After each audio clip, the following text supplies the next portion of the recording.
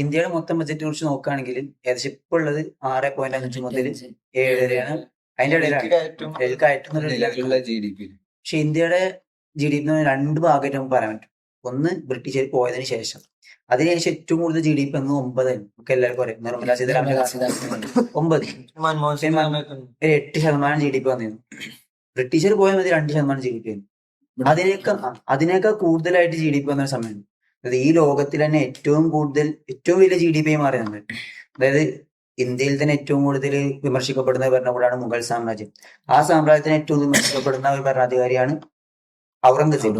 ഈ ഔറംഗസേബിന്റെ കാലഘട്ടത്തിൽ ഏകദേശം 27%, ലോകത്തിന് മൊത്തം 27%-ഓളം GDP ഇന്ത്യയിൽ ഉണ്ടായിരുന്നു. ഇന്ത്യയിൽ മാത്രം ഉണ്ടായിരുന്നു. അതിനേക്കാൾ GDP ലോകത്ത് ഉണ്ടായിട്ടില്ല, ഇനി ഉണ്ടാവില്ല. റിസോഴ്സ് ഇവിടെ ഉണ്ടായിരുന്നു തെളിവാണ്. ബ്രിട്ടീഷുകാർ പോയി ഒക്കെ എടുത്തോണ്ട്. പക്ഷെ ഒരു ആഭാസം എന്നുള്ള ഒരു സമൂഹത്തിന്റെ ഒരു ആഭാസം എന്നുള്ള നമുക്ക് പറയാൻ വെച്ചാല് ഔറംഗസീബാണ് ഏറ്റവും കൂടുതൽ GDP ഉണ്ടാക്കി വെച്ചത്. പക്ഷെ അദ്ദേഹത്തെയാണ് എന്താവുന്നത് ഒരു മതഭ്രാന്തൻ എന്ന് ചിത്രീകരിക്കുന്നത്.